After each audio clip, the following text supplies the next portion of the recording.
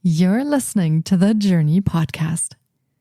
Can the empty nest phase be a time of renewed self-discovery and growth?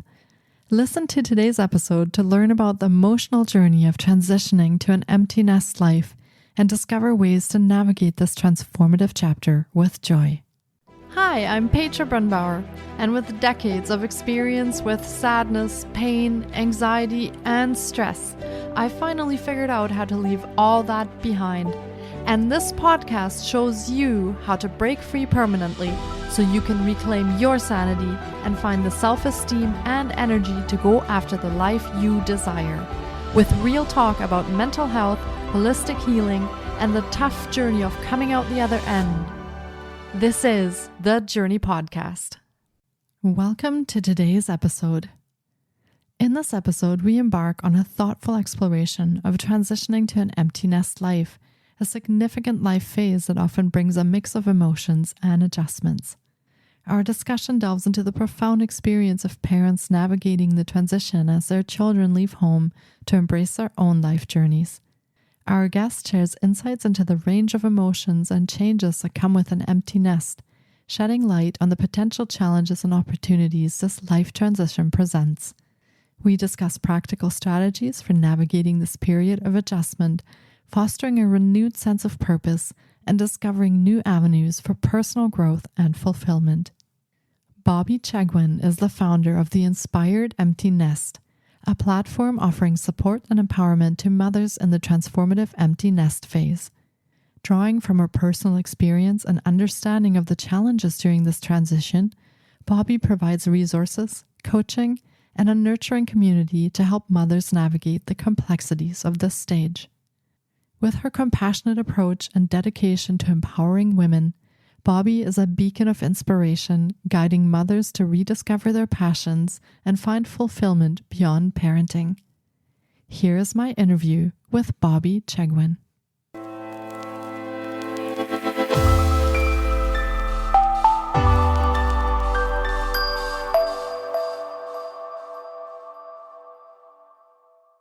Hi, Bobbi. It's so great to have you on the podcast today. I've been looking forward to getting to chat with you because transitioning to an empty nest life is such an interesting space for mental health and holistic healing. So welcome to the podcast. Thank you, Petra. It's so great to be here. Yeah, it's my pleasure. It's actually a topic I really look forward to discussing and learning more about. So I'm very glad that you've joined us today. And for starters, do you want to share a little bit about yourself and how you got to do what you're doing today? Absolutely. Well, I'm an Australian who's currently living in the US. We're in the Midwest. We've been here for about 5 years. I have been coaching women in transition for the last 15 years.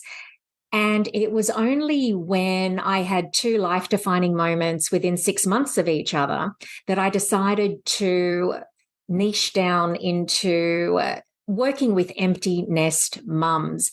So in November 21, the only child that had come over to the US with us, she had done high school over here and she was 18 and a half. The pandemic had pretty much come to an end in relation to restrictions in Australia.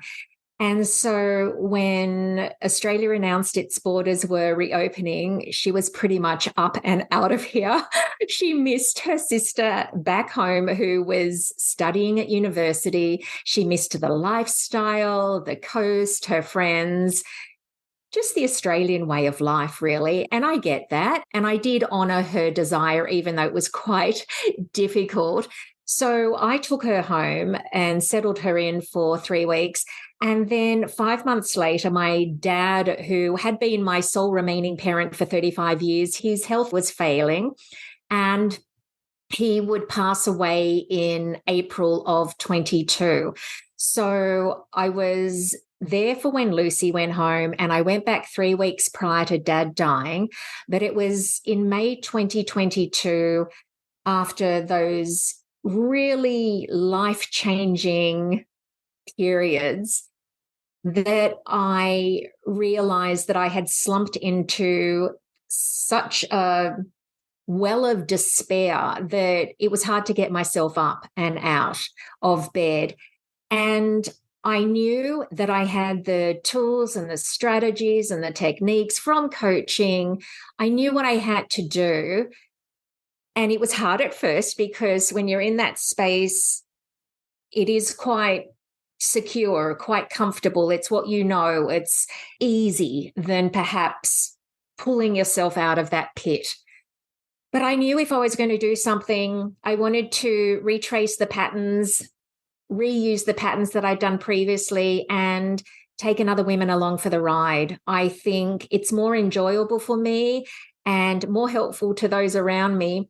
So I started a community, the Inspired Empty Nest, and that's been growing over the last years. So now I identify as an author, a podcaster, and an advocate for the empty nest mom. And as corny as it might sound, after my own experience, my mission is to make sure no empty nest mum is left behind and has access to resources, connection, and tools and a community. Wow. Thank you so much for sharing your story with us. And that sounds fantastic. No empty nest mom is left behind. I love that. So, yeah, thank you so much for creating this community and extending your support to mothers who really are in the same situation and who are looking for what they can do. Now, do you want to maybe talk a little bit about what kind of challenges empty nest moms face and how they feel when that happens? You mentioned you were kind of down in the dumps. You didn't want to get out of bed.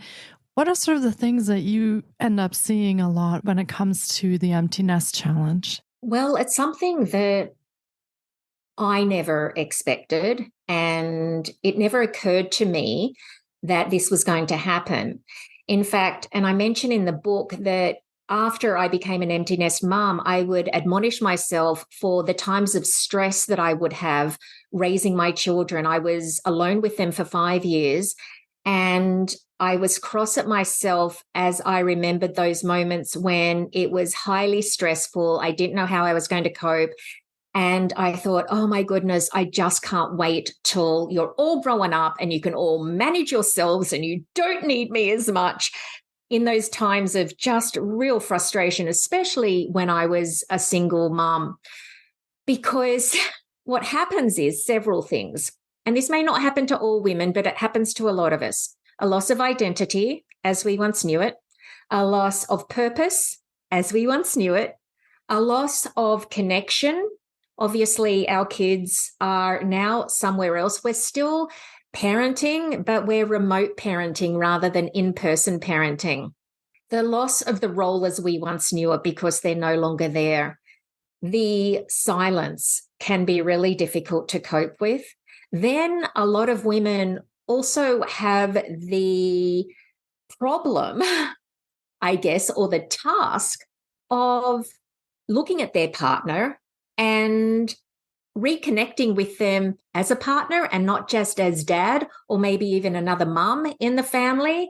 So all these things are changing, and there is so much loss, so much grief. Even something that I hear all the time is, which is a big deal, but you might not necessarily think that it's going to happen. All of a sudden, I'm cooking for one or I'm cooking for two, and I used to cook for six. It's these little in-your-face changes that are really hard to cope with. And the thought is there of, well, what am I supposed to do with my life? I have identified as a mother for so long, and the loss is very real. It's grief like a death. However, it's not final because the person is still there. Life as we know it will never be the same again. Yeah, that's interesting that you mentioned that, because as you were kind of ticking off the things, you said loss of this, loss of that, loss of this. It almost feels like moms could go through a grieving process at that stage and really, like you said, experience feelings similar to that when someone passes away, which could be very difficult to deal with because the joy of having your children is still there. Your children are still there, but yet you have to deal with this somehow of how you're feeling. That sounds very, very challenging. Yeah, it is. And it is a process, just like the stages of grief. When someone passes away, there will be stages. And just like when we've lost someone, there will be triggers that pop up They might not be as painful as they once were, but boy, do they hit us in that heart center.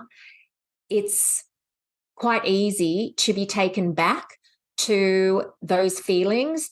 But as time does move on, those feelings, they're still there, but they change and we learn to cope with them. And then we have strategies to be able to move forward more successfully. And I also believe reframing our thoughts is really powerful because, yes, we've lost, but losing means we once had.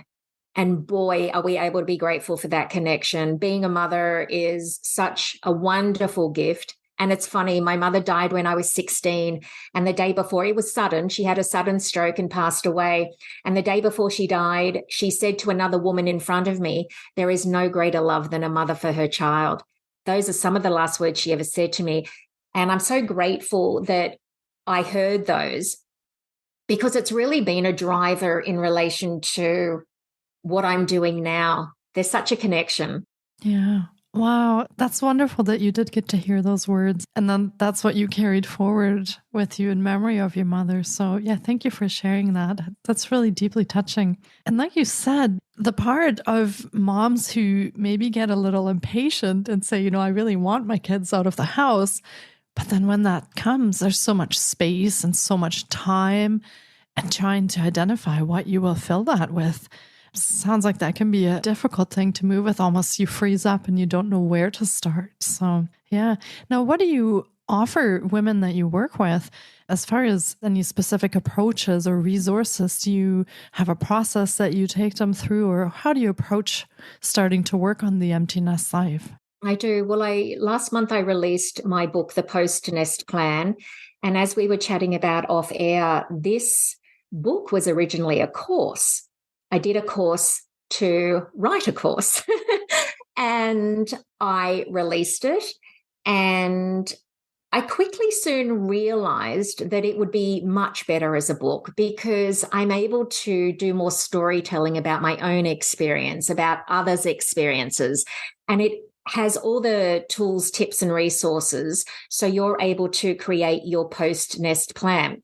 So when I'm assisting women or coaching women, there is very much a strategy, a system that we will go through.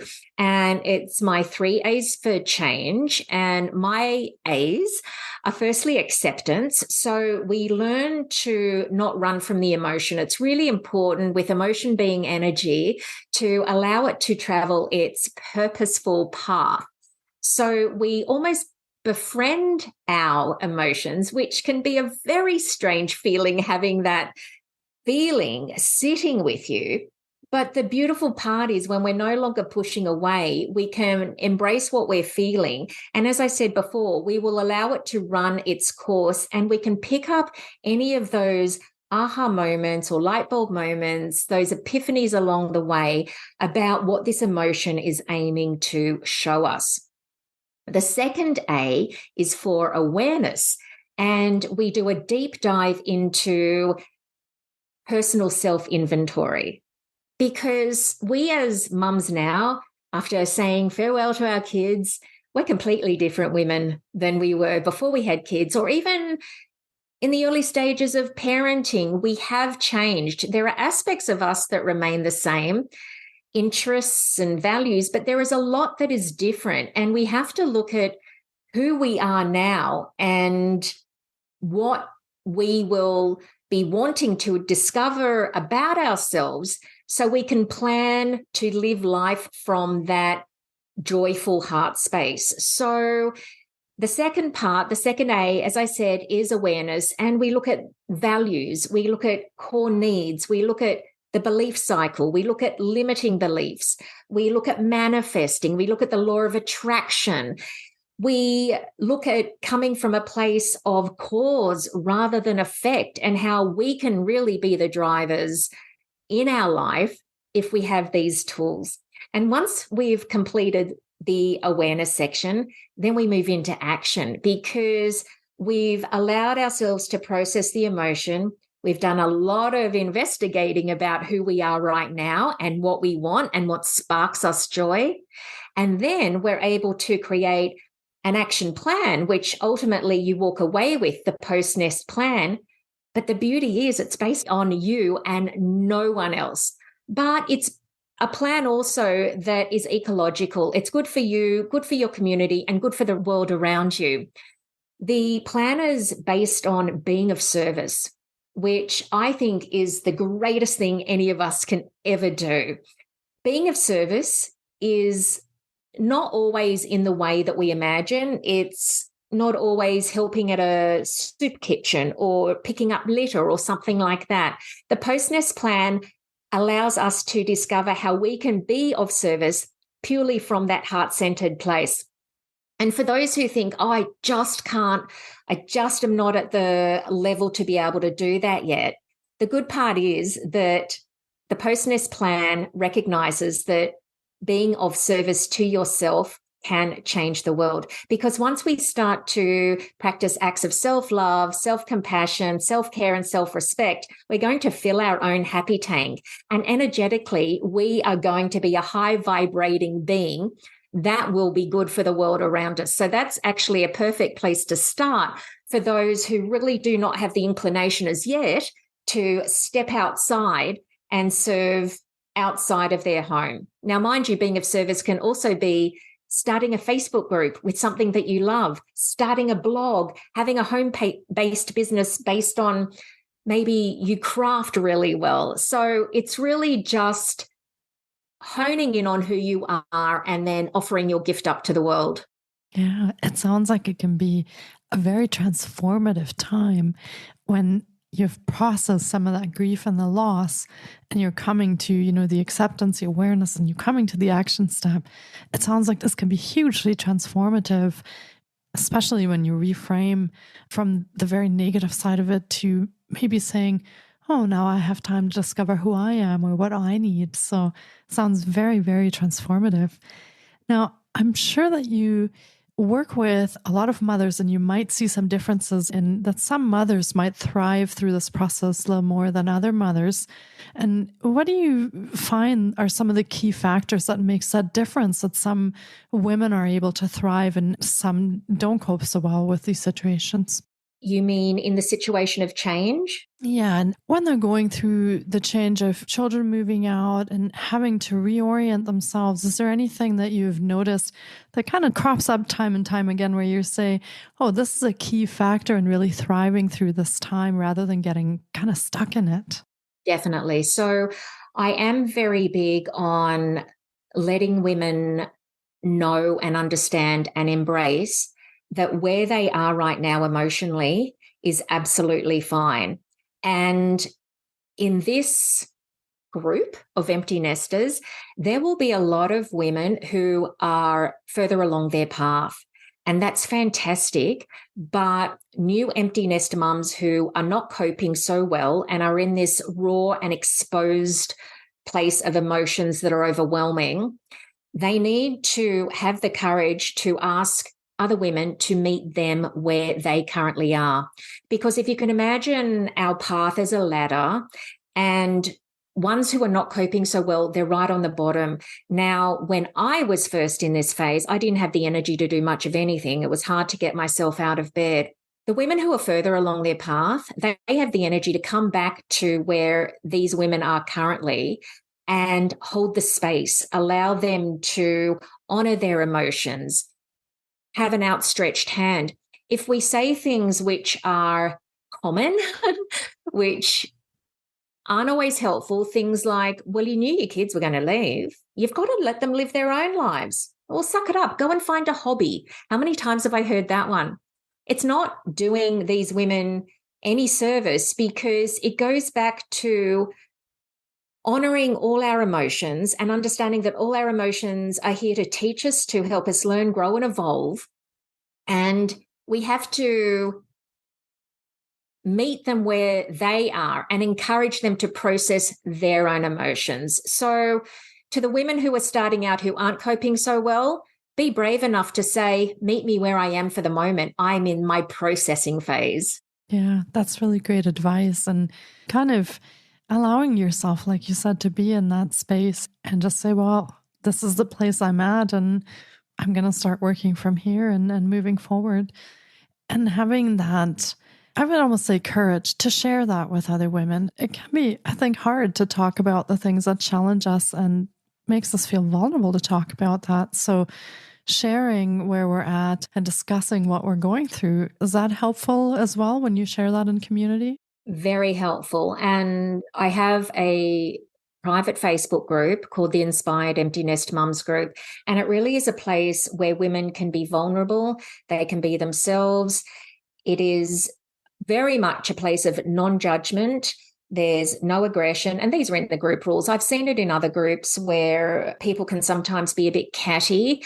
There is I don't allow any of that. I think if we're doing that, we are not respecting someone else's journey. And it's interesting because I set that intention when I started the group. I mean, I love how energy works because there's only been one person out of 500 who I had to say, I'm sorry, but you're not the right fit for this group.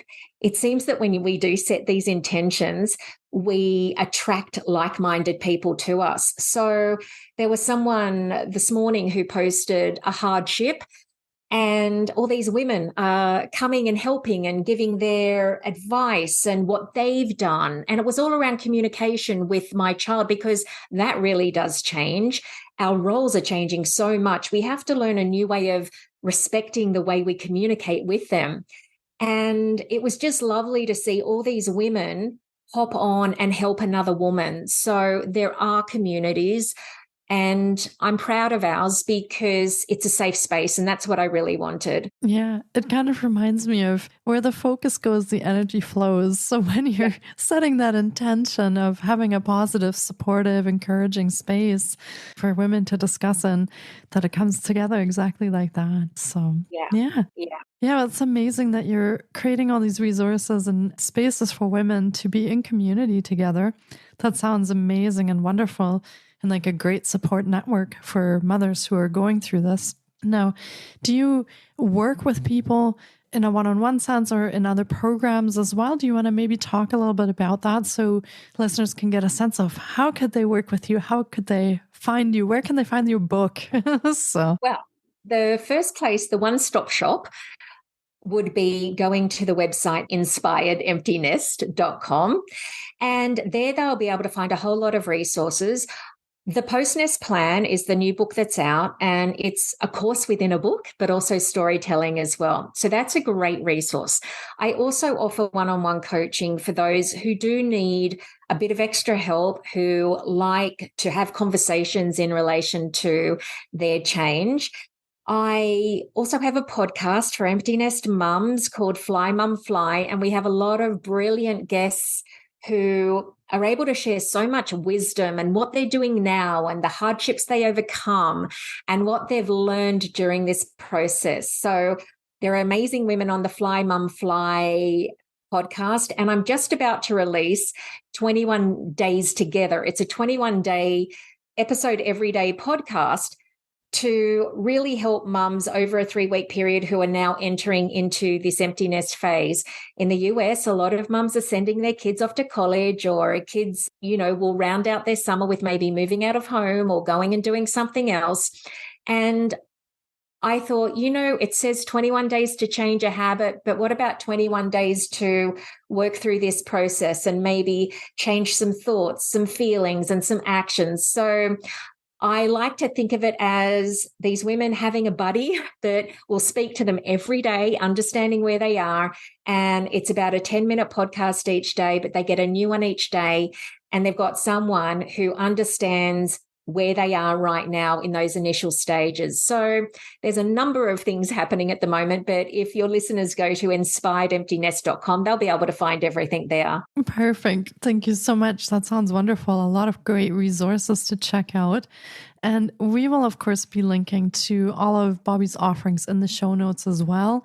So we will let you know how you can get a hold of her book if you'd like to purchase it. And her website, her podcast, will link to everything in the show notes.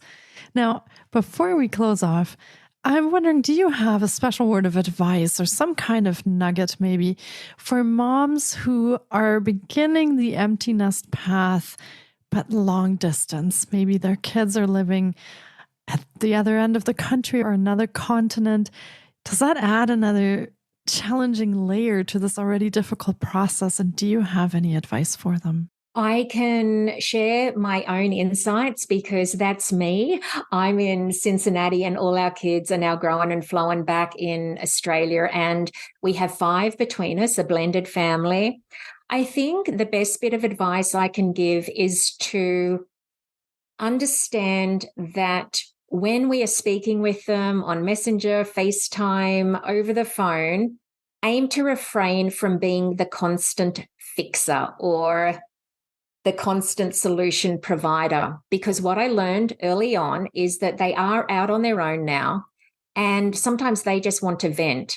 And they are feeling a little bit of independence now. They're wanting to grow up, and they will let you know if they need your help and advice. One lady recently commented that when I am on the phone with my daughter, I say, "Would you like me to be a listener?" And then she says yes or no. And I think it's just a simple question. But I found initially when my 2 daughters were back in Australia, I was aiming to mother like I had mothered, with offering all these suggestions and saying, yes, I'll jump in and I'll fix this. And it irritated them more than anything else. They got a little bit frustrated. So now I have learned, and it's still hard sometimes because we want to make everything wonderful, but back off and provide the space, hold the space for them to share. And if you have to, say, would you just like me to listen, or can I do anything else for you? Yeah, that's amazing advice. And as you're saying that, I'm kind of chuckling a little bit because my mom and I have some of those conversations as well.